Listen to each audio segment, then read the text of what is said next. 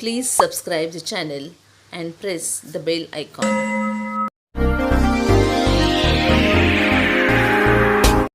नमस्कार विद्यार्थी मित्रांनो, लेट्स लर्न चॅनलवर आम्ही घेऊन आलो आहोत इतिहास प्रश्नसंच 2. विद्यार्थी मित्रांनो, आपण काय करणार आहोत ते एकदा निश्चित करा. ती गोष्ट आपण करणारच हे पक्के करून टाका आणि नंतर ती गोष्ट करण्यासाठीच मार्ग शोधण्याच्या मागे लागा. प्रत्येकाची स्वप्न वेगवेगळी असतात, परंतु स्वप्न ती नसतात जी झोपीपणे पाहिली जातात. स्वप्न ती असतात खऱ्या अर्थानं आपल्याला झोप लागू देत नाहीत. तर आपला जास्त वेळ न घेता लेट्स लर्न या चॅनलवर आपण पाहूया इतिहास प्रश्नसंच 2. प्रश्न क्रमांक 1. रेग्युलेटिंग ॲक्ट 1773 द्वारे भारताचा शासनप्रमुख म्हणून टिंबटिंब हे पद निर्माण करण्यात आले. यासाठी पर्याय आहेत. पर्याय क्रमांक 1 गव्हर्नर, पर्याय क्रमांक 2 गव्हर्नर जनरल, पर्याय क्रमांक 3 व्हाईसरॉय, पर्याय क्रमांक 4 कलेक्टर. तर विद्यार्थी मित्रांनो, या प्रश्नाचं करेक्ट उत्तर जे आहे ते आहे गव्हर्नर जनरल. तर रेग्युलेटिंग ॲक्ट 1773 द्वारे भारताचा शासन प्रमुख म्हणून गव्हर्नर जनरल हे पद निर्माण करण्यात आले आणि भारताचा पहिला गव्हर्नर जनरल वॉरन हेस्टिंग्ज हा होता. याचा जन्म 1732 झालेला होता. तर 1750 लक्षात घ्या, 1750 ईस्ट इंडिया कंपनीच्या सेवेत तो एक कर्मचारी म्हणून रुजू झालेला होता. त्यानंतर कासिम बाजारचा सदस्य, कलकत्ता काउन्सिल सदस्य, मद्रास काउन्सिल सदस्य अशी त्याची प्रगती होत गेली. पुढे त्याची नियुक्ती बंगालचा गव्हर्नर या पदावर झालेली होती. ही जी बंगालच्या गव्हर्नर या पदावर वॉरन हेस्टिंग्जची नियुक्ती 1772 झालेली होती. पुढे 1773च्या रेग्युलेटिंग ॲक्टनुसार 1774 वॉरन हेस्टिंग्ज भारतातील कंपनीच्या प्रदेशाचा पहिला गव्हर्नर जनरल बनलेला होता. तो या पदावर 1785 पर्यंत होता. लक्षात घ्या, पहिला गव्हर्नर जनरल वॉरन हेस्टिंग्ज आणि तो पदावर कधी आला तर 1774ला 1773च्या रेग्युलेटिंग ॲक्टनुसार, आणि तो या पदावर 1785 पर्यंत होता. पुढे 1818 त्याचा मृत्यू झाला. तर करेक्ट ऑप्शन आहे ऑप्शन नंबर 2 गव्हर्नर जनरल. तर आता आपण वळूया पुढील प्रश्नाकडे. प्रश्न क्रमांक 2. 1773च्या रेग्युलेटिंग ॲक्टनुसार गव्हर्नर जनरलचे पद निर्माण करण्यात आले व त्याच्या मदतीसाठी टिंबटिंब सदस्य कौन्सिल होती. पर्याय क्रमांक 1 3, पर्याय क्रमांक 2 4, पर्याय क्रमांक 3 5 आणि पर्याय क्रमांक 4 7. तर या प्रश्नाचं करेक्ट आन्सर आहे ऑप्शन नंबर 2.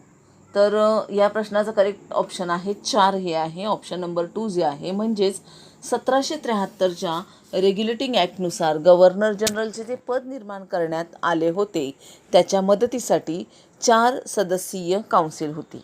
आता हे जे 4 सदस्य आहेत ते कोण होते तर पहिला सदस्य बारवेल, दुसरा सदस्य क्लेवरिंग, तिसरा सदस्य फिलिप फ्रान्सिस आणि चौथा सदस्य मॉन्सन. तर अशा प्रकारे 4 सदस्यांची समिती जी काउन्सिल जी होती ती गव्हर्नर जनरलच्या मदतीसाठी होती. आपण वळूया पुढील प्रश्नाकडे, प्रश्न क्रमांक 3 कडे. प्रश्न क्रमांक 3. गव्हर्नर जनरलच्या मदतीसाठी असलेल्या 4 सदस्यीय काउन्सिलचा अध्यक्ष टिंबटिंब हा होता. यासाठी पर्याय आहेत. पर्याय क्रमांक 1 बहुमताने निवडून आलेला सदस्य, पर्याय क्रमांक 2 गव्हर्नर जनरल, पर्याय क्रमांक 3 4 पैकी कोणीही एक आणि पर्याय क्रमांक 4 बंगालचा गव्हर्नर. तर या प्रश्नाचं करेक्ट आन्सर आहे ऑप्शन नंबर 2 गव्हर्नर जनरल. तर गव्हर्नर जनरलच्या मदतीसाठी हे 4 सदस्य होते आणि यांचा अध्यक्ष जो होता तो गव्हर्नर जनरलच असायचा. आणि त्याचबरोबर एखादा निर्णय घ्यावयाचा असेल तर ते निर्णय मात्र इथे बहुमताने घेत होते. अध्यक्ष ठरलेलं होतं की गव्हर्नर जनरलच हा असणार आहे, परंतु निर्णय ज्यावेळेस घ्यावयाचा असायचा त्यावेळेस इथे मात्र बहुमताने ते निर्णय घ्यावयाचे होते. परंतु कदाचित जर समान मते पडली तर मात्र निर्णायक मत देण्याचा अधिकार जो आहे तो गव्हर्नर जनरलला होता. तर गव्हर्नर जनरल हा काउन्सिलचा अध्यक्ष होता. पुढे आपण वळूया प्रश्न क्रमांक 4 कडे. प्रश्न क्रमांक 4. 18व्या शतकाच्या उत्तरार्धातील नंदकुमार खटला या खटल्याचे वर्णन टीकाकारांनी टिंबटिंब असे केले. पर्याय क्रमांक 1 न्यायाचा खटला, पर्याय क्रमांक 2 न्यायाची हत्या, पर्याय क्रमांक 3 जशास तसे आणि पर्याय क्रमांक 4 यापैकी नाही. तर या प्रश्नाचं करेक्ट ऑप्शन आहे ऑप्शन नंबर 2 न्यायाची हत्या. आता या खटल्याला म्हणजेच नंदकुमार खटल्याला आपण न्यायाची हत्या असं का म्हटलं, टीकाकारांनी का म्हटलेलं आहे, तर त्याचं उत्तर आहे राजा नंदकुमार. हा जो नंदकुमार आहे तो म्हणजे राजा नंदकुमार हे बंगालमधील एक बडे प्रस्थ होते आणि हे नंदकुमार जे होते ते मीर जाफरचे दिवाण होते. परंतु 1765मध्ये दिवाणी हक्क जे आहेत ते कंपनीला मिळाले आणि त्यानंतर नंदकुमारला काढून टाकण्यात आले. त्यामुळे स्वाभाविकच तो नाराज होता आणि त्यामुळे तो कंपनीचा विरोधक बनला आणि नंदकुमारने हेस्टिंग्जवर भ्रष्टाचाराचा आरोप केला. आणि हा आरोप जो केलेला होता त्याने भ्रष्टाचाराचा, या आरोपाचे खंडन हेस्टिंग्जने असे केले की त्याने खंडन करून, या आरोपाचे खंडन करून हेस्टिंग्जने नंदकुमारलाच खोटारडे ठरवले आणि त्यानंतर हेस्टिंग्ज आणि त्याच्या काही मित्रांनी नंदकुमारला एका खटल्यात गोवण्याची योजना तयार केली. खोटे पुरावे सादर केले गेले आणि या खोट्या पुराव्यांच्या म्हणजे जे सादर केले त्याचा परिणाम असा झाला की नंदकुमारला फाशी देण्यात आली. आणि या कटामध्ये मुख्य न्यायाधीश इम्पे होता. लक्षात घ्या, मुख्य न्यायाधीश जो होता तो इम्पे हा हेस्टिंग्जचा मित्र होता आणि त्याने हेस्टिंग्जला मदत केली. म्हणूनच खोटे पुरावे असताना देखील नंदकुमारला विनाकारण म्हणजे काहीही गुन्हा केलेला नसतानाही त्याला फाशी देण्यात आली आणि त्यामुळे या खटल्याचे वर्णन टीकाकारांनी न्यायाची हत्या म्हणजेच ज्युडिशियल मर्डर असे केले आहे. तर लक्षात घ्या, नंदकुमार खटला म्हणजेच त्याचं वर्णन केलेलं आहे न्यायाची हत्या. पुढील प्रश्न. प्रश्न क्रमांक 5. दुसरे इंग्रज म्हैसूर युद्ध 1784च्या टिंबटिंब तहानुसार समाप्त झाले. यासाठी पर्याय आहेत पर्याय क्रमांक 1 सुरत, पर्याय क्रमांक 2 मंगलोर, पर्याय क्रमांक 3 पदुचेरी आणि पर्याय क्रमांक 4 बंगलोर. तर या प्रश्नाचं करेक्ट ऑप्शन आहे पर्याय क्रमांक 2. ओके, पर्याय क्रमांक 2 आहे मँगलोर हे खरं आन्सर आहे. म्हणजे दुसरे जे इंग्रज म्हैसूर युद्ध आहे 1784च्या मँगलोरच्या तहानुसार समाप्त झाले. तिथे पर्याय लिहिताना 3च क्रमांक टाईप झाला आहे परंतु तिथे 2 आहे, तर 2 नंबर मँगलोरच्या तहानुसार दुसरे इंग्रज म्हैसूर युद्ध जे आहे ते समाप्त झालेले होते. आता आपण वळूया पुढील प्रश्नाकडे. प्रश्न क्रमांक 6. चार्ल्स विल्किन्सच्या गीतेच्या पहिल्या भाषांतराला टिंबटिंब या इंग्रजी अधिकाऱ्याने प्रस्तावना लिहिली. यासाठी पर्याय आहेत लॉर्ड हेस्टिंग्स, पर्याय 2 लॉर्ड वेलेस्ली, पर्याय 3 लॉर्ड विल्यम बेंटिंग, पर्याय 4 वॉरन हेस्टिंग्स. तर याचंही करेक्ट आन्सर ऑप्शन आहे ऑप्शन क्रमांक 4. तर ऑप्शन क्रमांक 4 लक्षात घ्या, 2 हेस्टिंग्ज आहेत पण लॉर्ड हेस्टिंग्ज नाही, हा एक वेगळा आहे, त्याचाही आपण पुढे अभ्यास पाहूया. परंतु या प्रश्नाचे उत्तर मात्र आहे वॉरेन हेस्टिंग्ज. ओके, तर वॉरेन हेस्टिंग्जने चार्ल्स विल्किन्सच्या गीतेच्या पहिल्या भाषांतराला त्याने काय केलेलं आहे, प्रस्तावना लिहिलेली आहे. लक्षात घ्या, हाच वॉरेन हेस्टिंग्ज जो आहे तो आपला भारताचा पहिला गव्हर्नर जनरल होता. याने भारतीय साहित्य व विद्या यांना संरक्षण दिलेले होते. त्याचबरोबर या वॉरेन हेस्टिंग्जला अरबी आणि फारसी भाषेचेही ज्ञान होते. त्याचबरोबर बंगला भाषाही तो उत्तम प्रकारे बोलू शकत होता. तर या प्रश्नाचं उत्तर आहे वॉरेन हेस्टिंग्ज. आपण वळूया पुढील प्रश्नाकडे. प्रश्न क्रमांक 7. 1778मध्ये टिंबटिंबने एशियाटिक सोसायटी ऑफ बंगाल या संस्थेची स्थापना केली. यासाठी पर्याय आहेत पर्याय क्रमांक 1 चार्ल्स विल्किन्स, पर्याय 2 लॉर्ड मेकॉले, पर्याय 3 विलियम जोन्स, पर्याय 4 यापैकी नाही. तर या प्रश्नाचं करेक्ट आन्सर आहे विलियम जोन्स.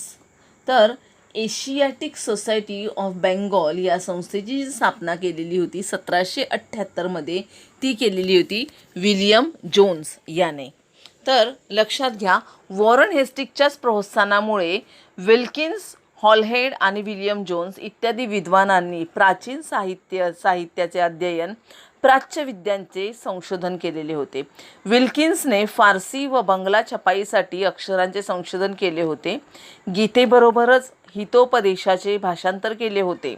1878 हॉलहेडने संस्कृत व्याकरण प्रकाशित केले. तर 1778 हवंय. तर 1778 हॉलहेडने, लक्षात घ्या 1778च, म्हणजे जेव्हा विल्यम जोन्सने एशियाटिक सोसायटी ऑफ बेंगॉलची स्थापना केली तेव्हाच त्याच वर्षी म्हणजे 1778 हॉलहेडने संस्कृत व्याकरण प्रकाशित केले आणि 1778 विल्यम जोन्सने एशियाटिक सोसायटी ऑफ बेंगॉल ही संस्था स्थापन केली. तर वळूया आपण पुढच्या प्रश्नाकडे. प्रश्न क्रमांक 8. तैनाती फौजेचा वापर टिंबटिंबने केला. Lord Hastings. पर्याय क्रमांक 2 लॉर्ड वेलेस्ली. पर्याय क्रमांक 3 लॉर्ड डलहौसी आणि पर्याय क्रमांक 4 लॉर्ड कॉर्नवॉलिस. तर या प्रश्नाचे करेक्ट आन्सर आहे ऑप्शन नंबर 2 लॉर्ड वेलेस्ली. तर तैनाती फौजेचा वापर जो आहे तो लॉर्ड वेलेस्लीने केला. तर भारतीय राज्य जी होती त्या सर्व भारतीय राज्यांना इंग्रजी नियंत्रणाखाली आणण्यासाठी लॉर्ड वेलेस्लीने तैनाती फौजेचा वापर केला. तर करेक्ट ऑप्शन आहे ऑप्शन नंबर 2 लॉर्ड वेलेस्ली. आपण पुढील प्रश्नाकडे वळूया. प्रश्न क्रमांक 9. प्रश्न क्रमांक 9. हैदर अलीने फ्रेंचाच्या मदतीने टिंबटिंब येथे एक शस्त्र निर्मितीचा कारखाना काढला. यासाठी पर्याय आहेत. पर्याय क्रमांक 1 डिंडिगल. पर्याय क्रमांक 2 रायपूर. पर्याय क्रमांक 3 गोवा आणि पर्याय क्रमांक 4 पणजी. तर या प्रश्नाचे करेक्ट आन्सर आहे ऑप्शन नंबर 1 डिंडिगल. तर हैदर अलीने फ्रेंचांच्या मदतीने डिंडिगल येथे शस्त्र निर्मितीचा एक कारखाना काढलेला होता. शस्त्रांच्या बाबतीत युरोपियनांनी केलेल्या प्रगतीचे हैदर अलीला ज्ञान होते आणि म्हणूनच त्याने फ्रेंचांच्या मदतीने दिंडिगल येथे शस्त्र निर्मितीचा कारखाना काढला होता. आणि आता आपण वळूया आपल्या आजच्या शेवटच्या प्रश्नाकडे. प्रश्न क्रमांक 10. 1565च्या टिंबटिंब लढाईत पराभूत झाल्याने विजयनगर साम्राज्य नष्ट झाले. यासाठी पर्याय आहेत. पर्याय क्रमांक 1 म्हैसूर. पर्याय क्रमांक 2 तालिकोट. पर्याय क्रमांक 3 डिंडिगल आणि पर्याय क्रमांक 4 पानिपत. तर या प्रश्नाचं करेक्ट आन्सर ऑप्शन आहे ऑप्शन नंबर 2. तर 1565च्या तालिकोट लढाईत पराभूत झाल्यामुळे विजयनगर हे साम्राज्य नष्ट झालेले होते. लक्षात घ्या 1565च्या तालिकोट लढाईत पराभूत झाल्याने विजयनगर साम्राज्य हे नष्ट झालेले होते. तर आपण आजचा हा जो व्हिडिओ आहे हा प्रश्नांचा तुम्हाला कसा वाटला तो तुम्ही नक्कीच मला कमेंट करून कळवा. त्याचबरोबर आपण पुढचा व्हिडिओ घेऊन लवकरच येतोय. तर तुम्हाला हा व्हिडिओ कसा वाटला ते तुम्ही कळवा, तुमच्या कमेंटद्वारा मला कळवा.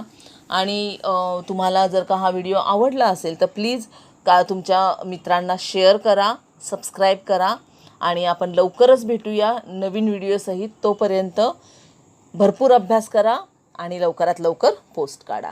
तर चला, टेक केअर, बाय.